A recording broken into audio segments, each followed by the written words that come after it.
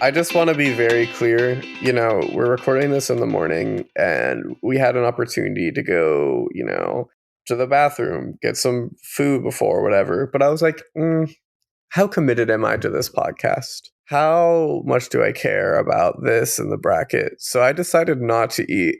And I'm really hungry for our Hungry Bracket finale. Jake, why didn't you eat? We took a break so you could eat. I'm really hungry, but Jake, I felt like it would channel, because whatever we talk about, whatever makes me hungrier, I'm going to vote for in the finale. I'm really hungry. We are in a bracket where we are explicitly talking about food. Why would you do this to yourself? Because, look, I do a lot of things for you know, our brackets. I promised I would get, you know, really drunk for another round, making it to finale. And I guess I promised I wouldn't eat for this one just now. You didn't promise that. You decided that.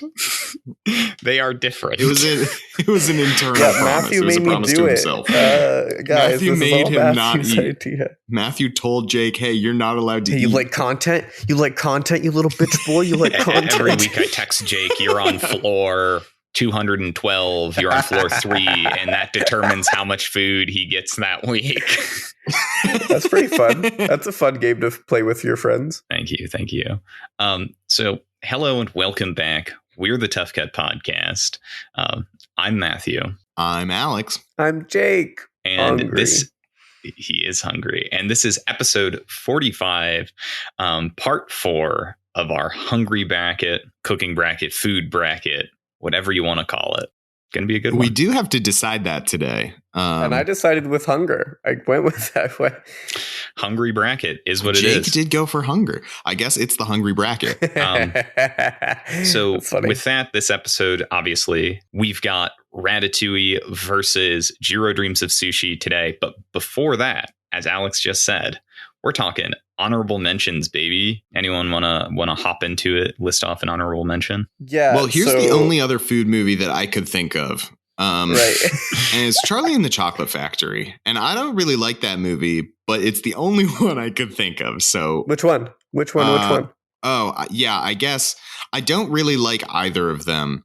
But I guess the original, because Johnny Depp is scary in the other one. He is scary in the other one. Regardless, Grandpa Joe sucks. Yeah, fuck Grandpa Joe. So I noticed for this bracket in particular, I really wanted to go like outside of the norm with it. I mean, hence like me picking the platform, but there were a couple other when I was going through my honorable mentions where I was like, oh, I could have really done something else. We were talking about it. I was going to do Raw, which after pleads from Alex, I decided not to, because it is a very hard watch. That is like a warning one. I would not fully recommend that. It is an honorable mention because I think it's a very great movie. Very uncomfortable movie. So yeah, that's one of mine. I kind of don't want to give it away. It's spoiler warning. We're going to be spoiling these movies and probably others and all this stuff. Forgot to mention it for this. But yeah, since we're doing, it's basically cannibalism. Yeah.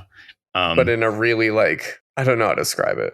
It's like existential cannibalism. Like there is this force of will inside your body that has been dormant for your entire life that finally opens itself up when you eat meat for the first time. And there is only one inexorable end. You must consume another person. It's a so cannibalism, weirdly enough, is like one topic in film that makes me like really gets to me in an uncomfortable way. That's so interesting for you. Yeah, Neon Demons is a super tough movie for that reason. It's one that sat with me for years and years.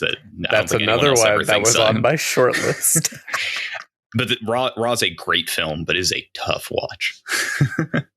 Yeah, I'll throw out my like similar-ish one just because I know like it's probably just Matthew and I in between because Alex said he didn't have one. But another one on a similar vein, I was gonna do Sweeney Todd as well. That's a good choice. And that's eating people as well, but it's also about like meat pies and food. That one doesn't make me uncomfy. That's okay, cannibalism, because there's a song. If they would have burst out in song and raw, I would have pitched it. Yeah, if there was a little bit of sweet humming as they butchered and ate a man, maybe. So most of my honorable mentions are ones that audience members pitched. So, is what it is. But The Cook, the Thief, His Life, and Her Lover is a great movie. And it has to do with food, but it did not quite fit the bracket as closely as some of my other picks would have. Like it's sort of in like the big night territory. Yeah, I do actually have one more I thought of.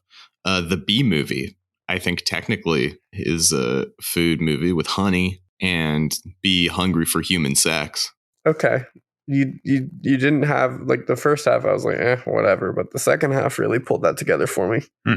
Thank you. I'm glad I could get it into a good place for you. Yeah, thank you. We talked about including this one as well, and we didn't. But Tampopo is a really good movie. It's a ramen focused movie. Very, very fun. Very, very good. I would love to eat some ramen today. God, ramen sounds real good. Real good. Hey guys, so we're quickly realizing Alex doesn't know any food movies.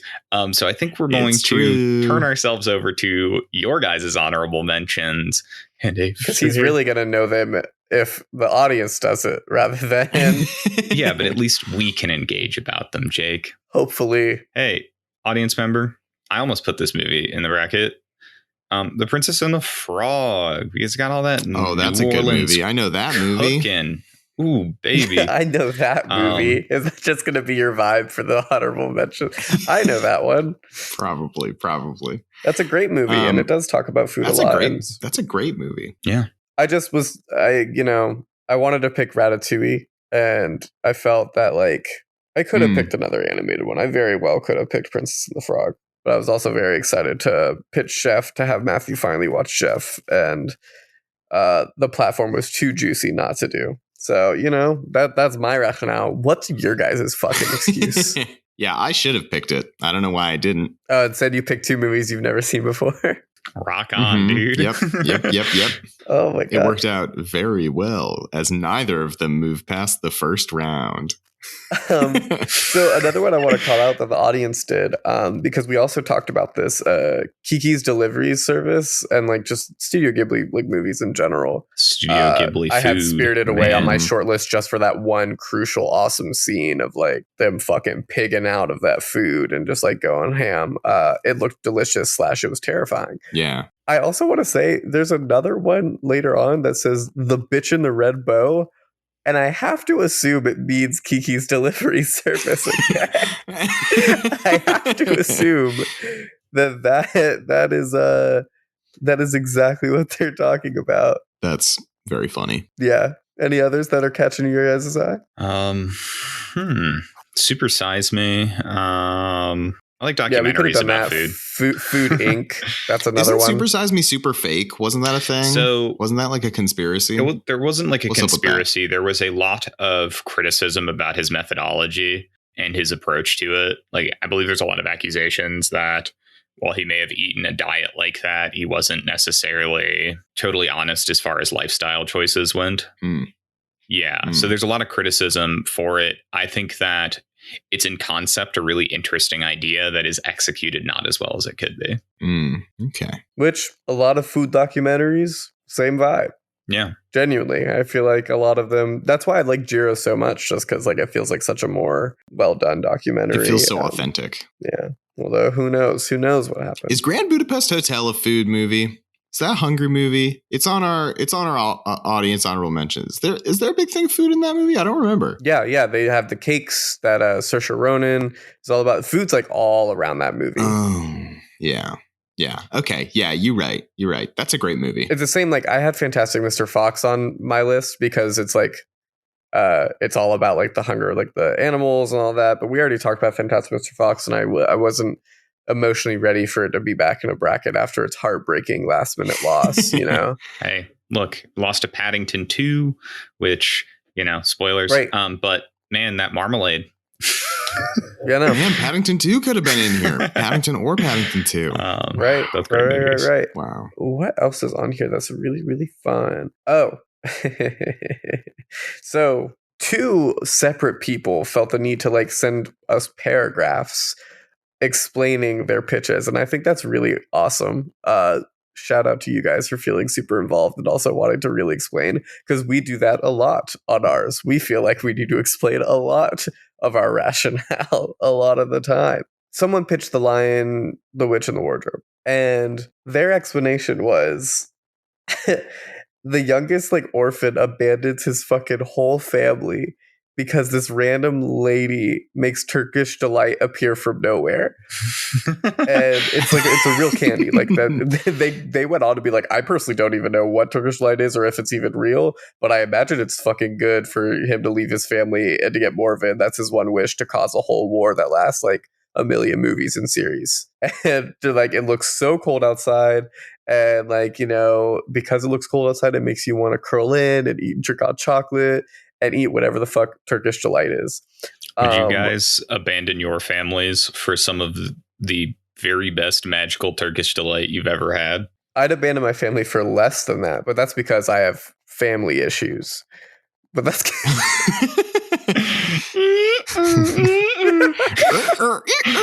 I'm kidding, kind of.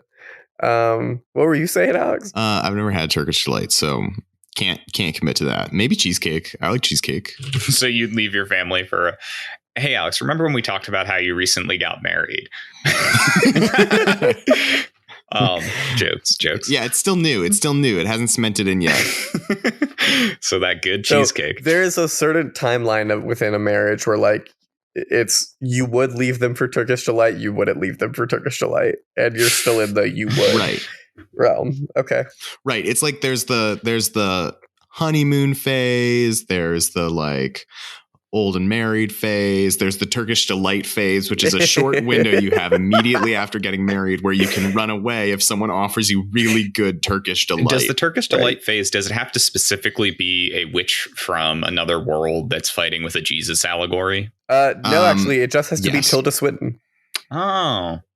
Yeah. It just has to be Tilda Swinton. I think that actually is the truth. Yeah. Which is basically the same thing in real life, if we're being real honest with everyone. Yeah. Did you guys know The Lion, the Witch, and the Wardrobe is a documentary about Tilda Swinton? Yeah. And the Jesus allegory that she fights. And yeah, exactly. Another movie on my short list that was an audience honorable mention was Pig. It does have to do with food. Did you ever end up watching it? I've not seen it yet, no. But I would really like to. I did watch it. No spoilers. And? It was okay. It was really cool that it was filmed in Portland, and I had a lot of fun with that. And, you know, genuinely, Nicolas Cage is pretty good in it. The script, like, it's just like, you're not really doing anything here. Oh. Well, like, I mean, I loved myself a good Nicolas Cage movie, so I'm sure I'd still enjoy it. I think you'd enjoy it. And it does offer some things that are like complex and nice, but I think it's a little bit too not leaning into one way or the other. It just can be like, this is a movie Jake, where people hang out. You saying Portland awoke something in my brain. Yeah. I think another honorable mention that I have for this bracket is Twilight. Because Edward Cullen hungers for Bella's blood.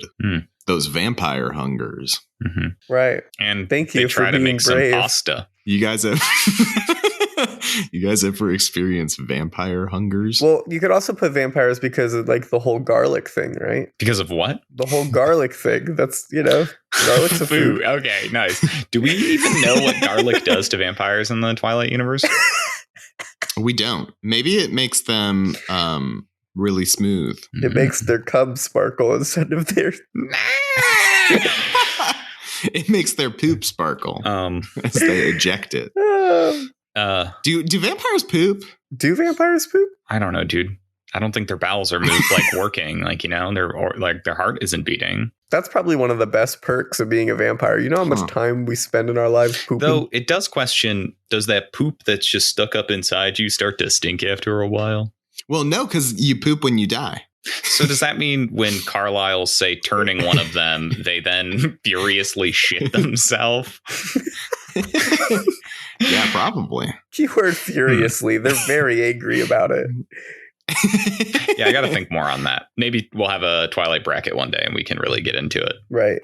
Another explanation one. Someone pitched Harry Potter and the Sorcerer's Stone, or Philosopher's Stone, written by Harry Potter himself. Yeah, so this went into like a real like essay where it was like, this food, like the movie uses food to show his exclusion and abuse by the Dursleys. They make him cook and we barely see him eat real food when they pick out. And later, his found family in Wizardland, like this starts with Hagrid baking a cake. And then he and Ron share candies on the Express. And finally, in the Great Hall, the feast throughout the movie, food becomes like a symbol of being welcome. And so they really went in. Wow. That's interesting. I see that a lot. That's great. I think the feasts are a nice part of Harry Potter. I always wanted to be a part of those feasts. So we're not here to talk Harry Potter. It's a really interesting observation, and something I don't think I picked up on. Yeah, me either. Oh, and there's the candy on the train. It's like the extension of the offer, like a welcome, welcoming them into this world via food. It's a really astute observation. I'm kind of upset because Matthew didn't pitch Over the Hedge, but anyway, we can move on. Well, speaking of traditions in our honorable mentions. No, it can't be real. I received an email from one Optimus Prime Rib, Age of Extinction Not That Bad at gmail.com, that the only words in the email are in a different language, Transformatorak a Kihalas Kora, which translates to Transformers Age of Extinction. What language was that I just read? Hungarian. This is the name of the movie in Hungary. Whoever has done this will pay. I am furious right now. I want to die. I cannot believe you've done this. Oh my! I'm so upset. So funny. That's hilarious. That is genuinely amazing. I am so under attack right now. I cannot wait to find out how this person continues to loop things in. That's smart. So I hadn't thought about that. That's terrifying. It's terrifying. And it just makes it even better that Jake officially decided today that this is the hungry bracket. Yeah, it's so... Sorry, I mean, it's weird. There's like a new one that just popped in, like our honorable mentions. That's so weird. You guys should check it out. It's really weird. It's really weird that made it in there. Mouse Hunt.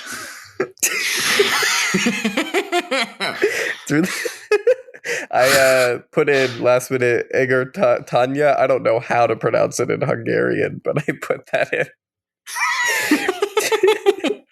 In Hungary. Look, Mouse Hunt could have made it in. It's about cheese. It's not really about cheese. About cheese. It becomes about cheese. It's about cheese. Yeah. That's crazy. Yeah. Cool. Yeah. I mean, I'll rapid just fire some other ones and then we can get into our finale, guys. Yeah, what do you go say? for it. What do you say? Yeah, let's do it. What do you say? Yeah. Yeah. Julia and Julia. Yeah, let's do it. Someone put Brokeback Mountain, which I thought was hilarious. Do they eat it out or do they just eat ass? I think they just eat ass. It counts though. Makes me hungry.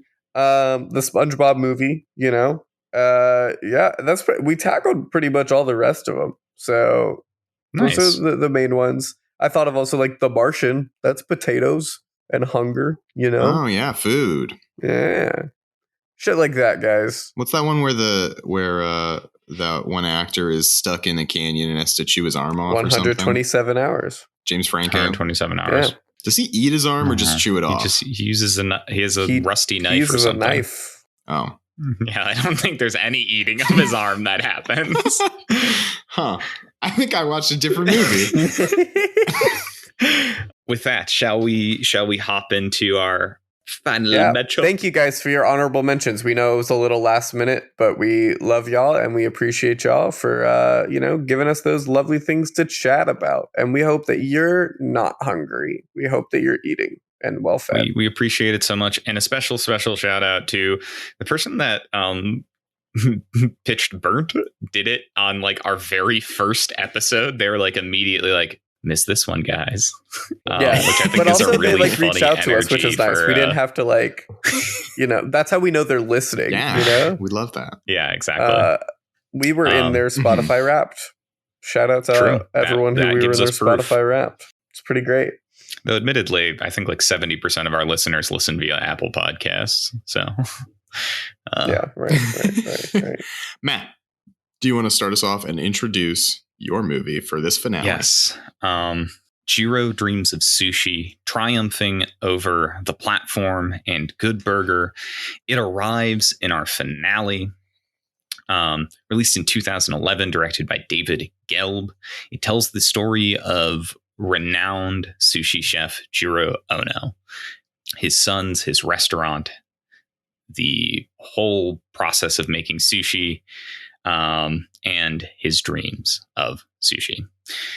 This is a documentary that delves into sushi making as an art form and the lengths people will go in pursuit of perfection. Jiro's passion for sushi making is so palpable.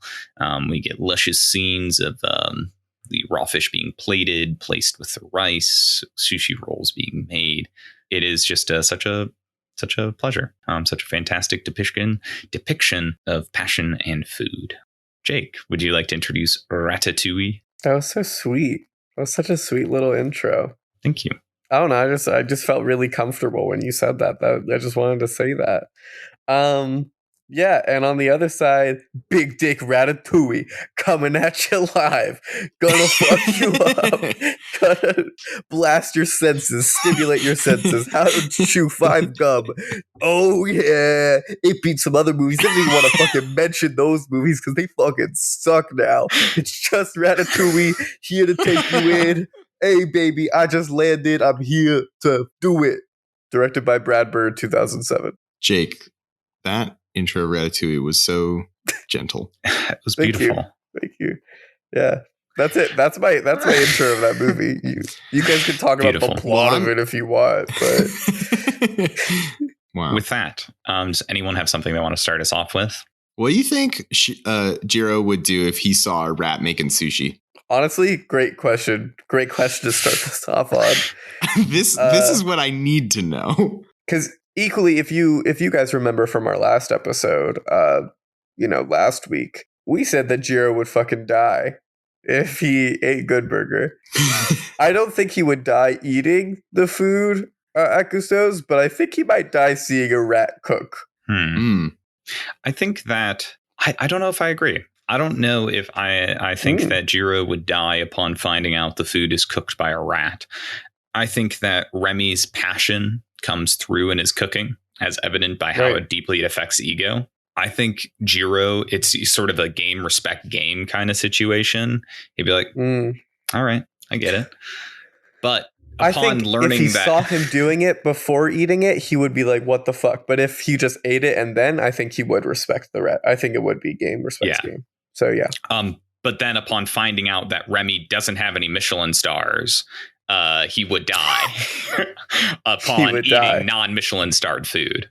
Right. Yeah. Right. So genuinely, it's very evident. We've talked about it. Ratatouille, anyone can cook. Mm-hmm. I don't know if Jiro reaches that same conclusion. And it's a very interesting, I remember, what was the word you used, Matthew? Was it like motivational? Aspirational, I think is what aspirational. I feel like Jiro's like, if you work hard, like your whole life, this is your shit, then maybe you could do what I do. And like, I'll train you, like whatever, this is my life. But it doesn't seem like anyone can do this sort of attitude. So I wonder about the conclusions they make and how would Jiro, like, what is the, I don't know exactly the question I'm making, but it's like, opposed to that anyone can cook. I think a very important distinction of what we're talking about is that the message from Ratatouille is not anyone can cook. It's that a good cook can be anyone. Right. Which I think does fit very well with Jiro Dreams of Sushi, because he was no one before he decided to become a sushi master, Right. So I think it does fit and it does work together. Yeah. That's good. That's a good distinction. Yeah. I essentially, that was basically what I was going to say, Alex. So it's terrific. Do you guys think Remy would have trouble making sushi because it's tiny? or because it's like because he's tiny. He's got No. tiny, like, because we see him making soup. We see him laying down the little vegetable slices for the ratatouille. But how he gonna make ball of rice with tiny paw? I agree. Big rat. Ooh, he call in Big Rat to help. Call in Big Rat. Big rat. Oh, Big Muscle Rat gonna make sushi for Remy. Oh. What a sentence. What a sentence you just said. You said that sentence. Imagine Buff Rat just in the back of Jiro's restaurant, like working as an apprentice in his little outfit, making rice all day. That's good. I like that. Wow. You know, taking a break with the boys, walking outside to, I don't know, smoke a cigarette. Like Big Rat. Big Rat's just hanging out. Big Rat energy in Jiro's sushi shop. Yeah. I feel like Big Rat can hang. I don't know if Remy would hang, you know? I don't know if he would. I don't think Remy could make it in Jiro's sushi shop. So Remy gets by on his talent. You know, like how hard does Remy really work? I think Remy's a very talented chef. I don't know that he's a hard-working chef. He's also very confrontational, like with his like workers. Yeah. You know, he's not very good at working in a team too hard. He's pulling hair. He's biting. Consensual. He's scratching. It was consensual. It was a consensual thing. That actually is a really good transition into a topic of conversation that I wanted to bring up. Is there's this idea of taking credit. Ratatouille, I think, falls into the trappings that the critics and patrons of Jiro's restaurant fall into. Cooking isn't only about the titular chef, but Ratatouille, most of the meals that are prepared by Remy are like, he is the star of making them. He is really the primary person producing them. He is the one that takes the credit for them. As Jiro so aptly points out, he doesn't actually do all that much with most of the sushi that's made in the restaurant nowadays. 95% of that is actually prepared by his son and the apprentices. And I think that that's a really interesting point to bring up, is the way that I think Ratatouille kind of falls into that pattern, that the titular chef becomes the most important figure in the dish, regardless of how much they're actually putting in, or how they would function in an actual kitchen, you know? Yeah, it falls into the trap of the cooking is not the final goal, despite whatever anyone says or does.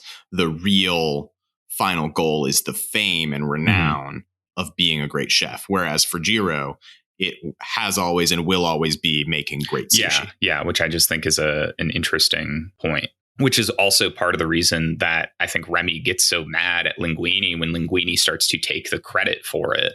But I guess he also kind of bossed him around a little bit. Yeah, so I just think essentially it's complicated, but it's an interesting observation nonetheless. I do appreciate the little rundown that Ratatouille does of like the chef and how it works in the kitchen and all that stuff. And I feel like it's a very fun way to introduce those roles. I say like we sous chef like all the time just because of Ratatouille. And that's just a fun little for me with the sous. Like that's how I learned chef terms.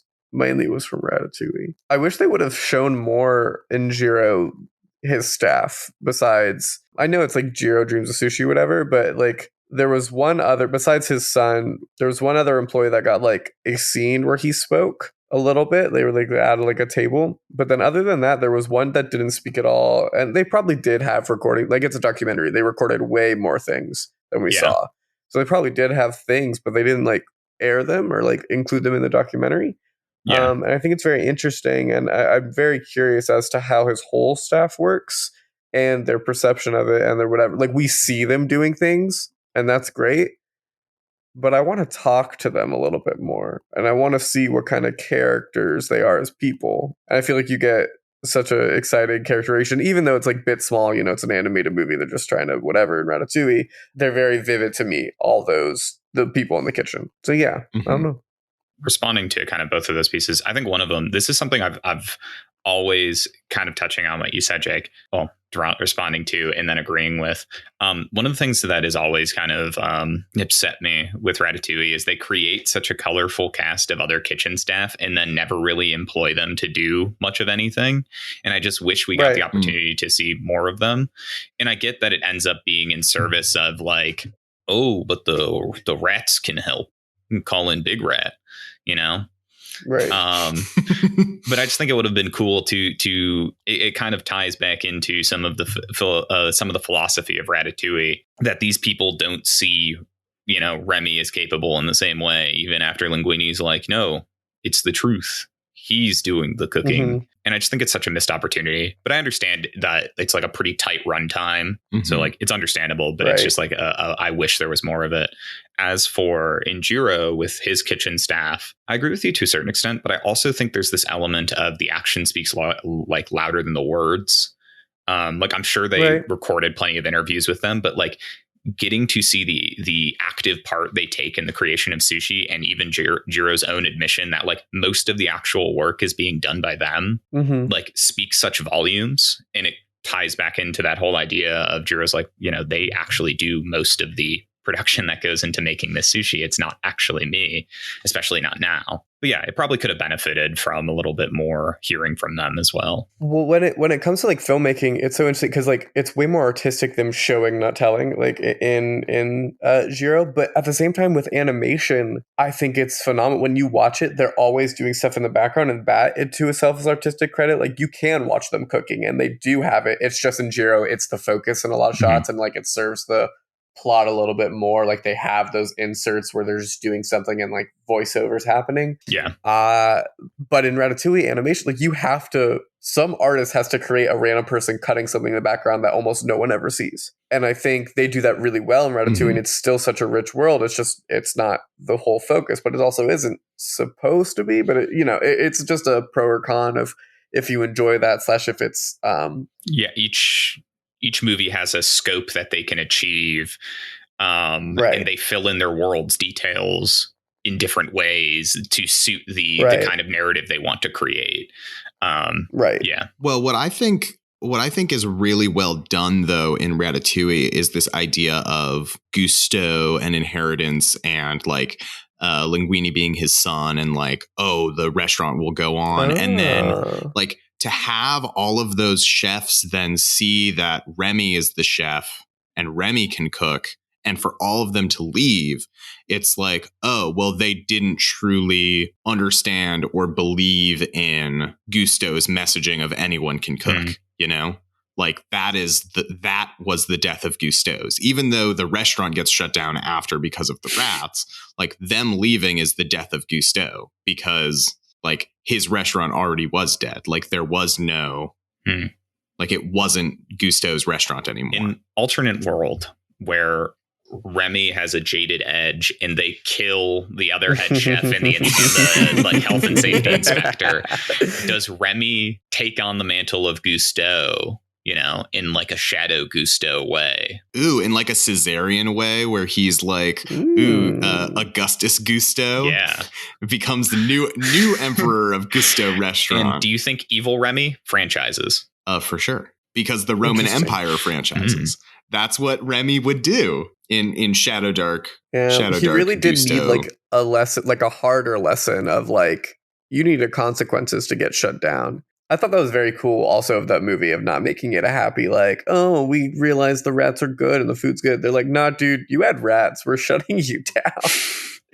Nah, man, rats are still gross. I just had an epiphany as you were talking about that. Ties into the moral agency, moral patiency situation. Remy, the dark Remy is really a morally realized Remy. People have tried to kill him all throughout the movie, treating him as if he is not a moral agent.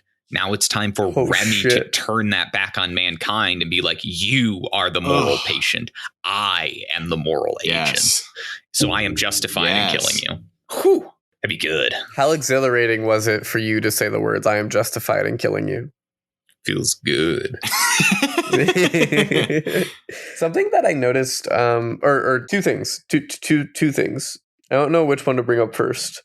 I really wanted to go back to kind of, I think there was a little bit more to say. Like Alex made a really great, like this was like an epiphany point where you were talking about inheritance in Ratatouille versus inheritance in Jiro. And I don't think we fully talked about the comparison. And I think it's really like such a cool one to talk about, Gusto and like the familial whatever. And then Jiro's kind of forceful almost like, but like You know what I mean? I want to talk about that more because that's such I didn't an even obvious. think about inheritance in Jiro. Yeah, because it's like my son is gonna get this, and the son's like, yeah, no, I like racing cars, but yeah, I'm gonna do sushi, and it harkens back to our conversation about Western ideals versus whatever. But I think it's still worth talking about because Remy and Linguini breaks that mold a little bit, and at first you're like, oh, I really want this, I want to be part of this, but like, what does it look like? So I guess. I don't know. What does it look like for Jiro and Jiro's son, which I forgot Jiro's son's name. I apologize. Yoshikazu is his elder son. Yoshikazu. Yeah, like what does it look like him breaking the mold? And especially as like he gets older and things turn, like what does it look like if Jiro eats a good burger, Lord forbid, and something happens? So I think that a big piece of this conversation is Western, versus Eastern tradition. Like you can't ignore the kind of societal piece of this question because it's really hard to say. Absolutely. Because in some senses, Takashi, his younger son, deciding to open his own restaurant rather than continuing to work for Jiro's restaurant may be kind of bucking the mold in his own way. But I'm unfortunately not an expert on Eastern tradition. Right. I do think it poses an interesting question that both of these movies have to deal with inheritance. And I don't think that there's like a value judgment to make that one or the other has like a more legitimate opinion on the subject. Right. They're just different. Mm-hmm. Because, in some senses, Remy is inheriting the spirit of Gusto's mantra, the spirit of his cooking, whereas the inheritance going on in Jiro's life and Yoshikazu's is much more literal. Like he will one day take over the shop. And that was like a foregone conclusion from the time he was born, basically. Right. Well, but they also go into how like Jiro was harder on Yoshikazu than any of his other apprentices, because he expects more out of him. But it also lends itself to the emotional weight of, at least for myself, finding out at the end of the film when he's talking about the Michelin reviewers coming and when they gave the 3-star review, it was actually Yoshikazu that was doing the preparation of the sushi. It's just like becomes, so much more impactful, like knowing that this is what it was all kind of for. Admittedly, without Yoshikazu's saying in the subject, but I just think it's a powerful moment. I wonder what Ratatouille would have been like if Gusto was alive for a little bit, or like he would have been able to be mentored by him, like in the beginning, and then he died, or like starting that mentorship or whatever. I mean, obviously, very different movie. You have less of a comedic, this guy doesn't fucking know what he's doing, but he's learning his whatever. But very interesting. Would Gusto want his son to be the one to take over, or would he want the spiritual successor to be it? Right. Yeah, it's an interesting point. The spiritual successor being Remy because he's followed around by Gusto's spirit. Yeah, that is his own creation, maybe. God, Pixar thinks of everything, those bastards. Another conversation I wanted to have about these two movies is both of them, I think, play heavy into this idea that food is a window into culture. Parisian cuisine is, French cuisine is so heavily steeped in the world that Ratatouille creates. It's at the heart of the film. And then clearly sushi is such a window into the culture of Japan. And there's so much more of the logistics of both of those things and the process of learning, etc. How do you guys feel? What do you feel that? Do you feel the window into each culture? Do you think you get a picture of them from these movies? Thoughts, reactions? Well, I think it's really interesting because I feel like French cuisine and like high quality sushi are two fairly inaccessible like types of food for a lot of people in America.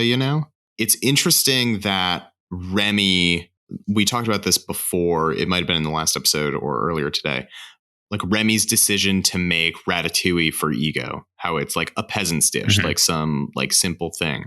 For me, that really grounds the movie and brings it back that like this food is cultural, but it also isn't just set in these specific ways, I guess. Like it is a universal thing despite being cultural, if that makes sense. Mhm. Like, because I haven't had ratatouille, but if it's a peasant's dish, that means it's not like the like fancy French cuisine that Gusteau's is traditionally known for, right? Versus Jiro's sushi is, you know, like very like the best tuna, the best rice, the best of everything, you know? I think it's a really interesting point that I hadn't thought about in kind of considering both of their perspectives on the window into culture idea. Because, yeah, I do think that like high quality. Well, so actually, I do have a little bit more of a thought on that because the movie also. So there is this separation. I think there's a spectrum of sushi that Jiro talks about a little bit in the film. You know, people interviewed talk about a little bit of Jiro sushi is clearly unattainable to regular people. It's expensive, but it is also like a perfected art form. But he also talks about that sushi had its beginnings just being sold at stalls and fish markets. You know, it is at its heart food to be eaten by everyone in their culture, which is, you know, I think the same thing with the ratatouille of like, it's a peasant's dish. He remembers it from his childhood, but then it can also be a dish of fine dining when prepared in a perfected way. That's a really good point. Yeah. I mean, I think accessibility is a huge part of it just for people. I think, you know, Ratatouille is really like cool for people because we're like, we get to see France.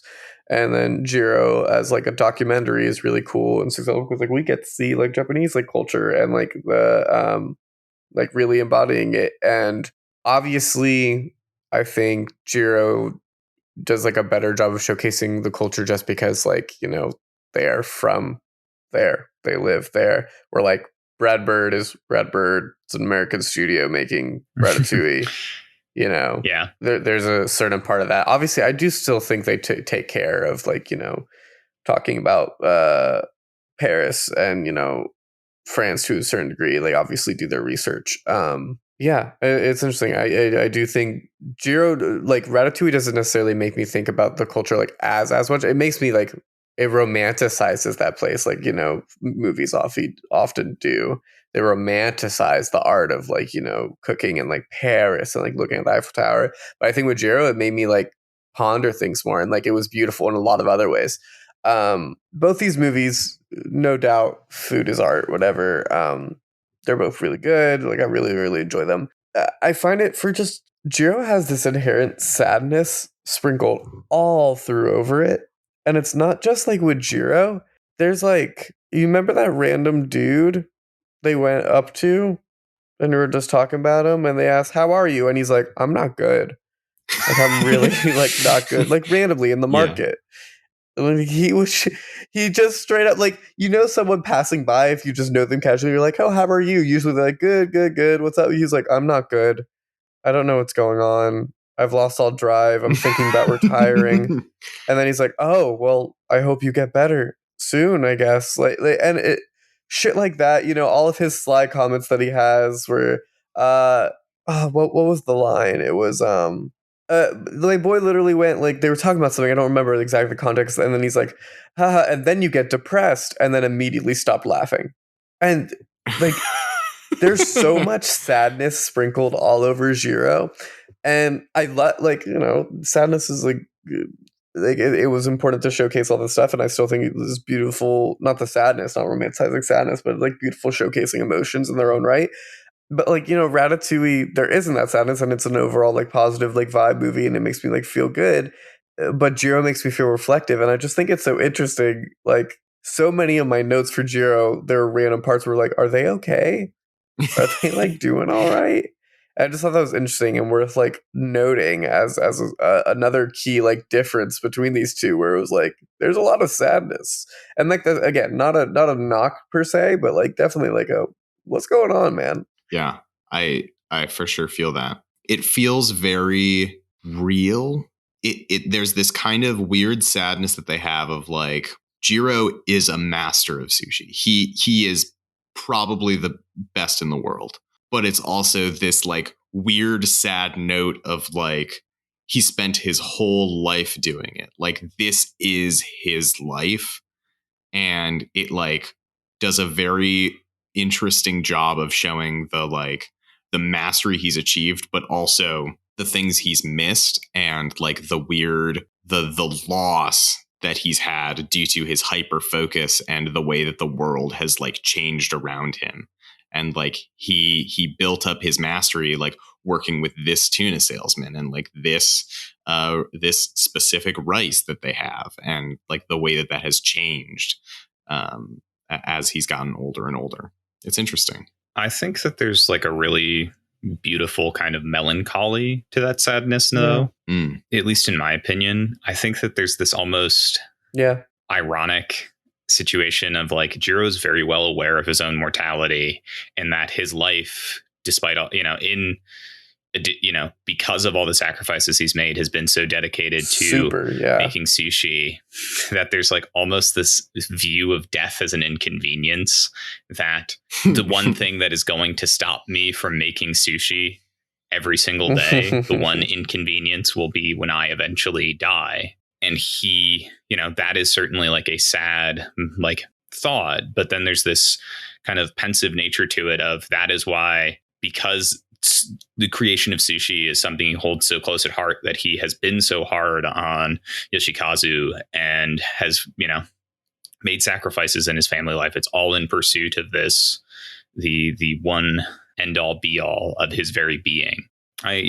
I think it's an interesting observation. There is definitely like a bit of an aura of sadness to Jiro Dreams of Sushi. But I think it's a little more melancholic. Yeah, I think it just like took me. Yeah, I think it just took me like way back when like I kind of really liked how like randomly at the farmer's market he talked about it. Dude just said and he was like, well, I genuinely hope you get better and all this stuff. And then they moved about their day. There was something just really honest about an interaction between like just people who see each other on a consistent enough basis, but also not like directly in each other's lives, obviously. And like, I don't know, it was just really like cool and like worth noting. Then I really want to. There was something that happened earlier in the episode where it was more of a direct thing, but we got ooga boo good. And so if it doesn't work, it doesn't work. But like, I just thought I'd bring it up because I think it was very interesting. Very difficult vote. Great finale. We picked some very good movies. We picked some good movies, guys. I'm proud of us. Would anyone like to start the vote? If not, I think I can. Go for it. I've talked several times now about how I think the ending of Ratatouille is possibly one of my favorite endings in all of movies. With all that said, that is what I look for in Ratatouille. I think I enjoyed Jiro Dreams of Sushi throughout a little bit more, and it gives you kind of that good ending with the stuff about Yoshikazu and like his work and how he's the one who really got the Michelin stars and all that, as like a surprise twist at the end a little bit. And so I think I am going to vote for Jiro Dreams of Sushi. Very, very difficult. I think you know what it boils down to? I could pick this one way or the other. I could go with like, movie or artistic or whatever, blah, blah, blah. But this is the hungry bracket. And I'm hungry because I didn't eat. And what do I want to eat more right now? Is sushi. So I'm picking Jiro Dreams of Sushi. And I, at the very beginning of this bracket, controversially set my expectations that this is a bracket about cooking, about the artistry involved in that. So, and that's why he's voting for The Godfather Part 2.